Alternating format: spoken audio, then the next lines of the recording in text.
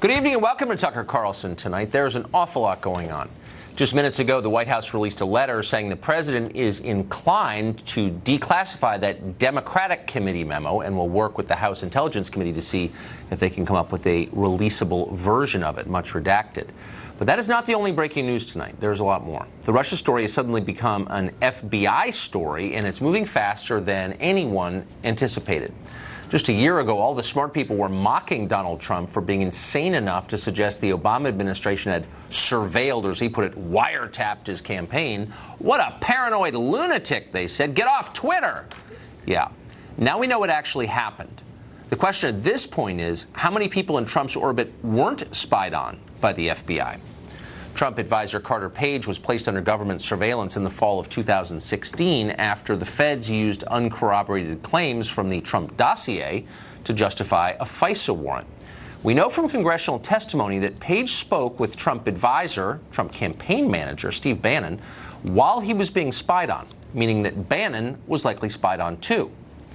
Tonight, based on our own reporting, we can tell you that Carter Page also sent email messages to members of the Trump campaign during that same period. Presumably, the FBI intercepted those as well. Suddenly, it looks like the Obama administration may have spied on a significant portion of the Trump campaign team.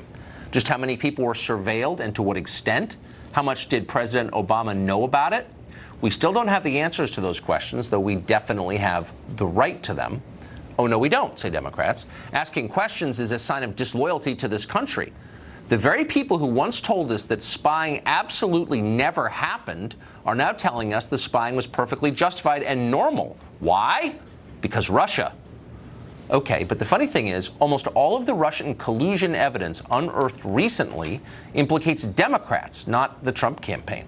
Yesterday, we learned that, for example, Senator Mark Warner of Virginia was secretly sending text messages to a lobbyist for a Russian oligarch in the hope of making contact with the dossier author, Christopher Steele. Warner tried to hide that correspondence. I'd, quote, rather not have a paper trail, he texted to the oligarch's lobbyist. Now, traditionally, in Washington anyway, no paper trail is not an indicator of transparency. In fact, it's a sign of wrongdoing. Now, we're not saying that Senator Warner ought to resign his seat and face treason charges, and we're not saying that because we're not hysterical liberals willing to poison our international relations and misuse the justice system just for cheap political ends. But we do think that Warner's behavior is worth knowing more about. And so, by the way, is a remarkable new New York Times story, just published about 40 minutes ago. That story alleges that within the last year, American intelligence agencies paid a spy, apparently a spy working for the Russian government, $100,000 in American tax dollars in exchange for unverified and possibly fabricated information about President Trump. Now, why would our intelligence agencies use our money to do something like that? Why would they do anything like that under any circumstances? And by the way, what was the information they gathered used for? None of that is clear at this hour. Here's what is clear right now, the bottom line and what we've learned this whole week, the one thing worth taking away from a dramatic week in Washington, it's this. The Obama administration spied on a rival political campaign. There had better be a legitimate reason for doing that, but increasingly it looks like there wasn't. Fox Chief National Correspondent Ed Henry joins us with more on that Russia intel story. Ed? Well, Tucker, this is just breaking this hour. The New York Times reporting that a shadowy Russian tricked American spies, actually, out of $100,000 last year. They promised not just information on Donald Trump, but to deliver stolen National Security Agency cyber weapons in a deal that this shadowy Russian insisted would also include, yes, compromising material on the president. Sounds like a spy novel. The NSA has been devastated by losing these secret hacking tools. So they delivered the cash in a suitcase to a Berlin hotel room in September. Supposed to be the first installment of $1 million payout. Here's the kicker. The Russian claimed the information would link the president and his associates to Russia. But instead of providing the hacking tools, the Russian produced unverified and possibly fabricated information involving Mr. Trump and others. Bank records, emails, purported Russian intelligence data. Sounds a little bit like the Steele dossier. Several U.S. intel officials tell us tonight they made clear they did not want the Trump material from the Russian. They're insisting they never wanted this. He was suspected of having murky ties to Russian intel and to Eastern European cyber criminals. That's what they tell the New York Times. But it sounds like U.S. intel officials are kind of spinning after the fact because they were in negotiations. The NSA even used its official Twitter account nearly a dozen times to send out coded messages to this Russian. The Russians' eagerness to sell the Trump dirt raised suspicion among American spies because it was part of an operation to feed the information out into the United States intelligence community and pit U.S. intel officials against Mr. Trump. It was confusing because at one point this Russian dropped his asking price from about $10 million to just over $1 million. That raised alarm bells. Then he showed a 15-second clip of a video showing a man in a room talking to two women. He claimed it was Mr. Trump, but there was really no way to confirm that it was Mr. Trump with two women. It was a grainy video. It had no audio. And we're told that these officials were shown the video in the Russian embassy in Berlin. So this does sound like a spy novel. And as you were just saying, the president some time ago was suggesting that some U.S. intel officials were out to get him. People said this is crazy, that wouldn't happen. But now the Times is reporting tonight a remarkable story suggesting that they were willing to pay $1 million to potentially get dirt on the president, U.S. intelligence officials. They gave $100,000, the first installment, and the shadowy Russian took the money, went away without any dirt on the president. Tucker? Pretty unbelievable.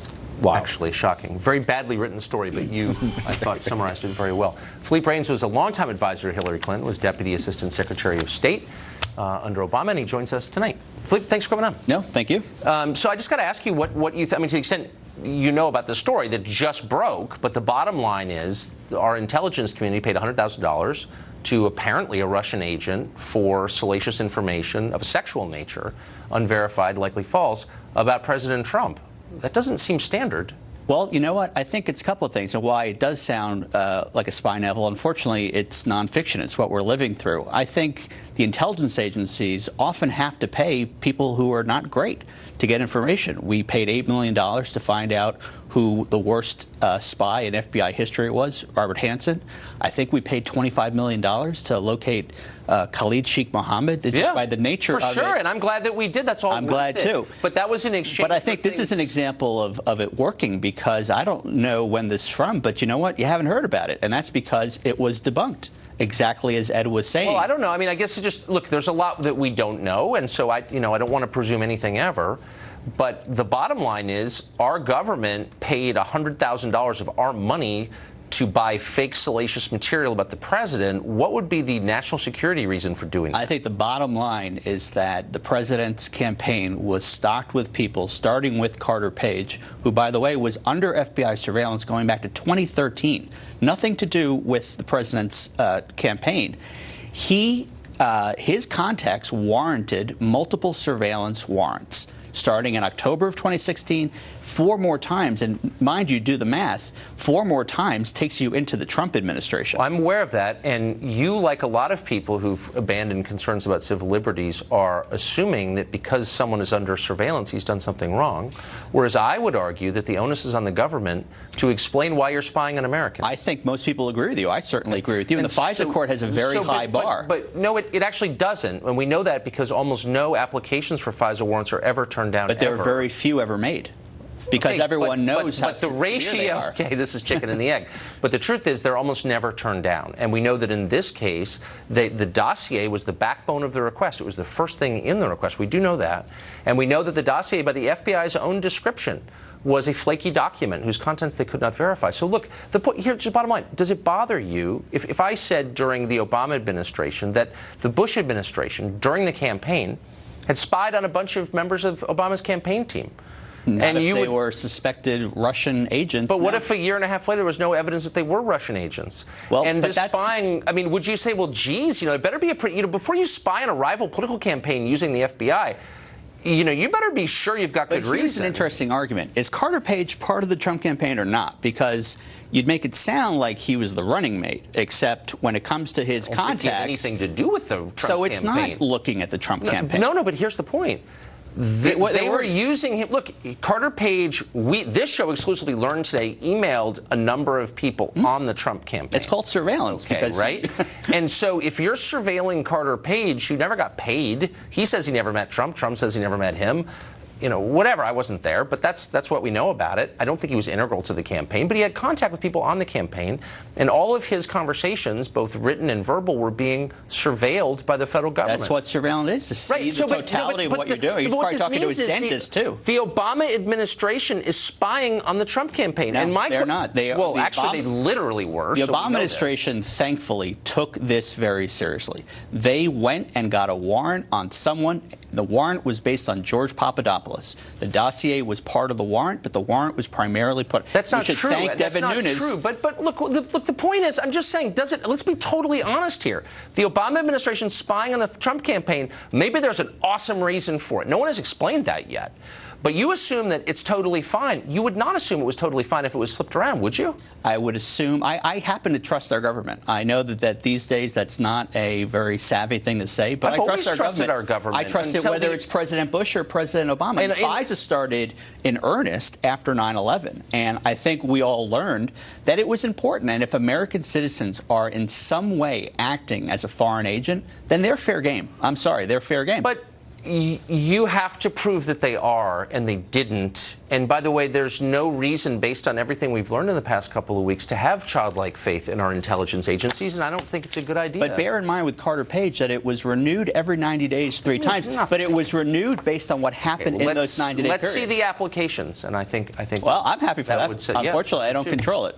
I don't either. Philippe, thank you. No, thank you, Tucker. Kim Strassel is on the Wall Street Journal editorial board. She follows the subject very closely, and she joins us tonight. So, Kim, I hate to hit you with a story that's just come out, because neither of us knows that much about it, but I just want your reaction since you cover this. We learned in the New York Times piece 50 minutes ago that U.S. intel agencies under the Trump administration paid $100,000 to get salacious information and apparently false information on Trump. Does that sound kind of just like normal business as usual to you? No, it does not, because as was just noted, it's one thing to go out and spend money potentially getting information on a sworn enemy of the United States. It's another to go out and spend $100,000 trying to get information on the commander-in-chief. Yeah, I mean, and presumably it's not, I mean, according to the Times piece, it wasn't information that suggested he was selling secrets to anybody. It was information of a sexual nature that probably is not even true, but, like, it's also irrelevant to American national security. So let me ask you this. Do you find it striking that the very people who a year ago said anyone who claims Trump was spied on by the Obama administration is a nutcase or Alex Jones or whatever, tinfoil hat type, those same people are now telling us, like, yeah, of course, it's totally normal for one administration to spy on a rival presidential campaign. Like, no big deal. This is the story of this entire investigation, Tucker. Think back. First, we're told that the dossier was a creation of a Republican funder. Turns out it was the Clinton campaign and the DNC. Then we're told that it couldn't possibly have been used as part of a FISA warrant. Turns out it was. Then we're told it couldn't have made up a big part of it. It turns out it was the main piece. Now we're told, well, you know, it doesn't really matter because it wasn't really spying on the Trump campaign. It was spying on a man who'd already left the campaign. Only that's not true either. It turns out it was used to end up following the conversations of Carter Page and whomever else he might have been talking to. Steve Bannon, who's been mentioned, is potentially only one. There could be many other people that they managed to capture because of this. So how can, I mean, it seems to me it's critical in order to restore faith in government that we know the details here, or else, you know, in the vacuum created by ignorance, conspiracy theories grow. So, like, how do we get to the bottom of what actually happened? Well, you know, look, for instance, at what happened when Senator Grassley put out a less redacted version of his referral letter of a criminal investigation of Christopher Steele. You know, we were told, oh, none of that could come out. It would damage sources, methods, highly classified. You look at it and you find out that the only thing that was in fact redacted was information that was highly scandalous and hurtful to the FBI that undermined it and the Justice Department. So my question is, why shouldn't we put out these FISA applications? Let's put out all the documents and see where the skeletons are. And yeah, we can try to be careful of sources and methods, but this has now become a farce of he said, she said, and the American public deserves to see it and judge it with their own eyes. Yeah, the embarrassment of federal bureaucrats is not justification for keeping something secret that doesn't belong to them. They don't own these documents. They belong to us. So, Kim Strassel, thanks for reminding us of all that. It was great. Thank you. Trump administration planning to enforce laws that keep immigrants off welfare. Those laws have been on the books for a long time. Of course, progressives are outraged. As always, that story next.